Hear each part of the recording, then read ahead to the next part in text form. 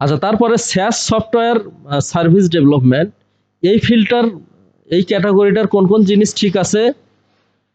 তুমি একটা সফটওয়্যার বানালা, ওই সফটওয়্যার যেমন সিমরাস, মজ, তারপরে কি দাহত, তারপরে কি যে ওরা তো সব সফটওয়্যার ছাড়া পলাশ কিছুই বোঝে না। একবার ক্যানভা, একবার ক্যাপকাট প্রো, একবার এটা সেটা। যে সফটওয়্যারই বানাও ওটাতে স্পেশাল ফাংশনালিটি থাকবে। ওটার কি আছে, সাবস্ক্রিপশন অপশন আছে, প্রো প্যাকেজ আছে।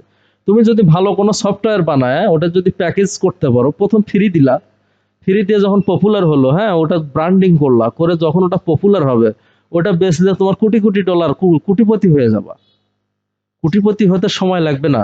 আমরা যে একটা মানুষ নিজে খাটে কোটিপতি হওয়া কিন্তু কঠিন। যদিও আমি 2-4-5 কোটি টাকা ইনকাম করছি, হ্যাঁ, ওই পর্যন্তই, নিজে খাটে আর বেশি যাওয়া যাবে না। কিন্তু তুমি যদি হাজার হাজার কোটি ডলার ইনকাম করতে যাও, সেই ক্ষেত্রে এই ধরনের প্ল্যান।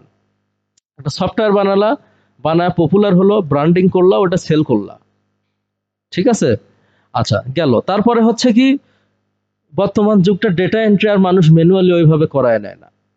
সফটওয়্যার বানায়, সফটওয়্যারের কিওয়ার্ড দেয়, লোকেশন দেয়, এটা সেটা দেয়, দিয়ে ক্রাইটেরিয়া দেয়, দিয়ে কি করে গুগল বা দেখা যাচ্ছে গুগল ম্যাপ অথবা ইয়েলপ বা ইয়োলো পেজ থেকে ডেটা কি নেয়।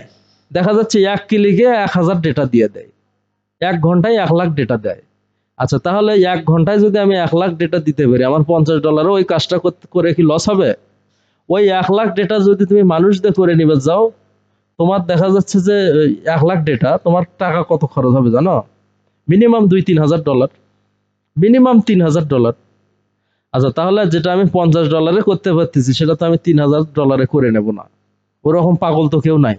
এই জন্য পাইথন বা দেখা যাচ্ছে যে আমাদের আলিফ একটা সফটওয়্যার বানাইছে, দেখা যাচ্ছে ক্লিক মারলে ডেটা এন্ট্রি করে দেয়, 2, 4, 5, 10 হাজার ডেটা স্ক্রেপ করে দেয়। অ্যাঞ্জুলার জেএস দে, তাই না আলিফ? নোট জেএস দে বানাইছে। আচ্ছা, এখন এরকম দেখা যাচ্ছে যে আমরা স্ক্রেপার টুল বানাবো ডেটা এন্ট্রি। ক্লায়েন্টকে বলবো, ভাই আমি তোমাকে 20,000 ডেটা দেবো, অনলি যে $50, লাভ দিয়ে উঠবে। হ্যাঁ, 20,000 ডেটা দেবে, এত ডলার, খালি মেসেজটা সেন্ড করা, তাহলেই দেবে ইনশাল্লাহ। হ্যাঁ, তো এই ধরনের টুলগুলো আমরা বেশি সময় লাগেনি, সপ্তাহ খানিকের মধ্যেই বানাইছে। আচ্ছা, তারপরে হচ্ছে ওপেন এআই।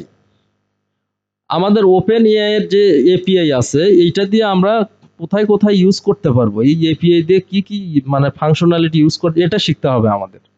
ঠিক আছে কি?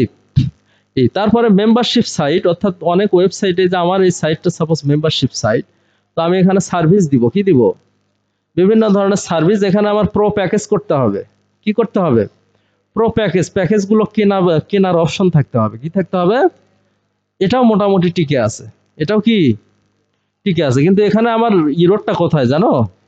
ইরোরটা হচ্ছে আমার সার্ভিসে এআই রিলেটেড সার্ভিস আলিফ, আমার এই ওয়েবসাইটে এআই রিলেটেড সার্ভিস একটাও নাই, যেগুলো চলতেছে। তো এগুলো আমার এখানে সময় পাচ্ছি না, এগুলো আমি ঢুকাবো। এআই রিলেটেড সার্ভিস দিতে হবে, তাছাড়া ক্লায়েন্ট আমি খুব একটা পাবো না। আচ্ছা, তাহলে মোটামুটি SaaS সফটওয়্যার আর সার্ভিস ডেভেলপমেন্টের এই ক্যাটাগরিগুলো টিকে আছে এই যুগে, এআই এর যুগে। ঠিক আছে?